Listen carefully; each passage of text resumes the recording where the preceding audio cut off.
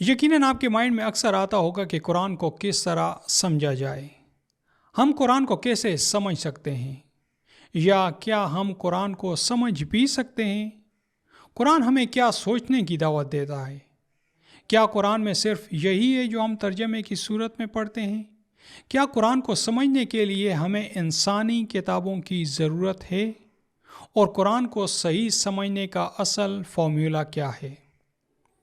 یہ بہت سے سوال ہیں جن کا جاننا بہت ضروری ہے۔ یہ سوالات کتنے امپورٹنٹ ہیں، ان کی اہمیت کا اندازہ اس بات سے لگا لیں کہ اس وقت اس امت کے تقریباً 99% لوگ ان لوگوں کو فالو کرنے میں لگے ہیں جنہوں نے اس امت کو ٹکڑوں میں بانٹ دیا ہے، اور ہر گروہ کے اکابرینوں نے یہ کہہ کر لوگوں کو اپنی پیروی میں لگایا ہوا ہے کہ اصل میں ہم ہی ہیں جنہوں نے قرآن کو سمجھ لیا ہے اور قرآن کی پیروی کر رہے ہیں۔ تو اگر تم نجات چاہتے ہو تو آ جاؤ، صراط مستقیم کے اس سفر میں ہمارے ساتھ شامل ہو جاؤ۔ اور ان فرقوں میں ہر فرقے کے اکابرین نے اپنے پیچھے چلنے والوں کو یہی سبق پڑھا رکھا ہے۔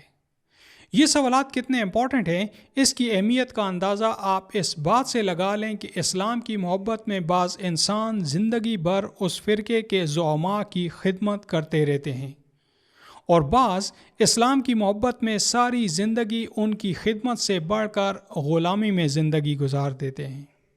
یہ سوالات کتنے امپورٹنٹ ہیں، اس کی اہمیت کا اندازہ آپ اس بات سے لگا لیں کہ جو لوگ واقعی اسلام کو سمجھنا چاہتے ہیں وہ اسلام کے نام پر انسانی لکھی عموماً اس فرقے کی اور بعض دفعہ کسی اور کی باتوں سے متاثر ہو کر اس فرقے کی کتابوں میں لکھی کسی بھی چیز کو پوری محبت اور احترام سے پڑھیں گے اور کسی کے کہے کو اسلام سمجھ کر اس پر عمل کرتے چلے جائیں گے۔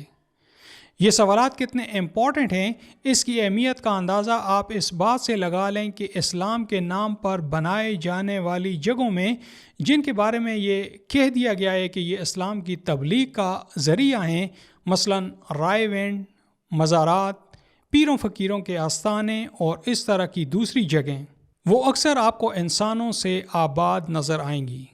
کوئی شک نہیں کہ اس طرح کی جگہوں میں جانے والوں میں سارے ہی مخلص نہیں ہوتے اور بہت سوں کے اپنے ذاتی مفادات ہوتے ہیں، لیکن یہ بھی ایک حقیقت ہے کہ ان میں سے بہت سارے لوگ حقیقت میں اسلام کی محبت اپنے دل میں رکھتے ہیں۔ اب سوال یہ ہے کہ ان فرقوں کے اکابرین نے اگر اتنا ہی اسلام کو سمجھ لیا ہے تو پھر کیا وجہ ہے کہ مسلم دنیا افراتفری، بے سکونی، قتل و غارت، دھوکہ بازی، وعدہ خلافی، جھوٹ اور دوسرے جرائم سے اٹی پڑی ہے؟ اور اگر اسلام اسی طرح کی جگہوں پر موجود ہے تو پاکستان، ایران، بھارت، بنگلہ دیش، عراق، شام اور افغانستان تو شاید مزارات، مدارس اور رائے وینڈ جیسی جگہوں میں پوری دنیا میں ٹاپ پہ آتے ہیں۔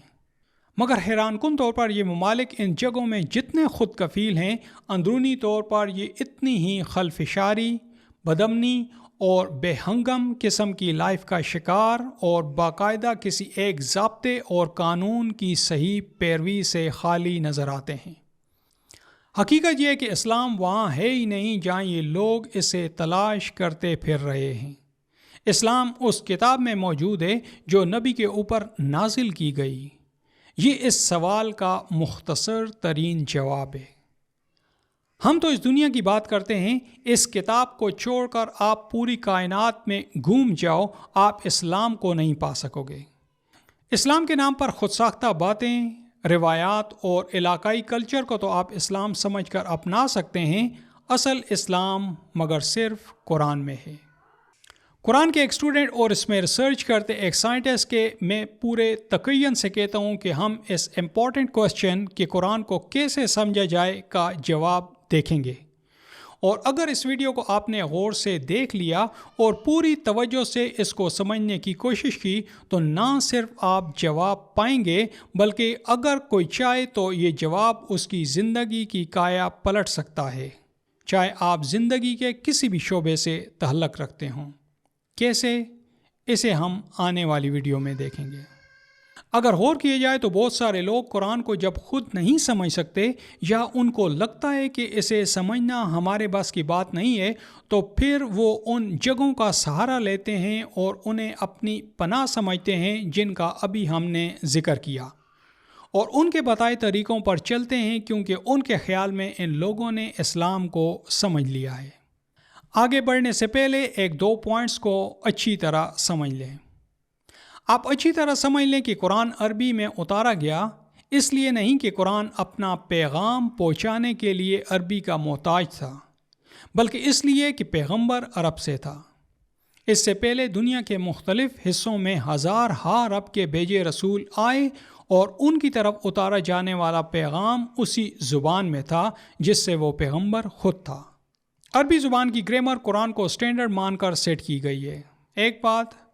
دوسری بات جسے ہم اپنی دوسری ویڈیو میں دیکھیں گے وہ یہ ہے کہ قرآن اپنے میسج کو کنوے کرنے یعنی پہنچانے کے لیے عربی لغت کا محتاج نہیں ہے، بلکہ عربی لغت میں موجود الفاظ کا موجود ذخیرہ قرآن میں موجود الفاظ کے معنی اور تصورات کو بہت ساری جگہوں پر ایک حد تک ہی ریفلیکٹ کر پاتا یعنی پہنچا پاتا ہے۔ اس بات کو میں نے کچھ ڈیٹیل سے دوسری ویڈیو میں بیان کرنا ہے، مگر یہاں جو پوائنٹس میں بیان کروں گا اس سے آپ کو کلیئر کٹ سمجھ آ جائے گا کہ میرا نقطہ کتنا واضح ہے اور یہ ڈسکوری یعنی دریافت کتنی یونیک ہے۔ اس بات کو بھی آپ سمجھ لیں کہ قرآن انسانی کلام نہیں ہے۔ اس سے مائنڈ میں سوال پیدا ہوتا ہے کہ میں یہ کیوں بتا رہا ہوں؟ سب کو پتہ ہے کہ یہ انسانی کلام نہیں ہے، یقیناً، پر آپ نے اسے کبھی سمجھا نہیں ہوگا۔ الہی کلام کبھی بھی بے تکلف عام استعمال کی نہ زبان اور نہ ہی انداز بیاں استعمال کرتا ہے، یعنی یہ کبھی بھی سطحی قول یعنی عوامی کلام نہیں ہوگا۔ اس حقیقت کو آپ قرآن سے اب بھی دیکھ سکتے ہیں، اور عرب کے لوگ اس وقت بھی پوری طرح اس کا ادراک رکھتے تھے۔ الہی کلام عام زبان اور عمومی انداز کلام سے ڈیفرنٹ ہوتا ہے۔ یہ معنی کے مختلف لیولز کو کمپریسڈ یعنی خوب دبا کر بھینچی ہوئی فارم میں یعنی حقیقتاً سمندر کو کوزے میں بند کر کے پیش کرتا ہے، ایسے کہ ایک آیت بیان کیے جانے والے مختلف حقائق کی متعدد جہتوں یعنی لسانی، فکری اور سائنسی کو اپنے اندر لیے ہوئے ہوتی ہے۔ کیسے؟ اسے ہم اپنے آنے والی ویڈیوز میں دیکھیں گے۔ اسی لیے یہ قولاً ثقیلہ ہے، یعنی عام زبان میں کہوں تو بھاری قول اور سائنسی زبان میں بتاؤں تو بگ ڈیٹا۔ اس لیے اسے کسی بھی ناول کی طرح صرف پڑھا نہیں جا سکتا۔ آپ ایک خاص قسم کی یعنی ایک خاص سٹائل کا استعمال کر کے ہی اسے اپروچ کر سکتے یعنی اس میں انٹر ہو سکتے ہیں۔ اگر آپ قرآن کو خود سے سمجھنا چاہتے، غلامی سے نجات اور وہ آزادی حاصل کرنا چاہتے ہیں جس کے لیے ہمارے نبی پر قرآن اتارا گیا، تو نیکسٹ پارٹ کا انتظار کیجیے۔ آپ سے درخواست ہے کہ چینل کو سبسکرائب کیجیے اور ویڈیوز کو لائک اور شیئر کیجیے۔ آپ کے قیمتی وقت کے لیے آپ کا بہت بہت شکریہ۔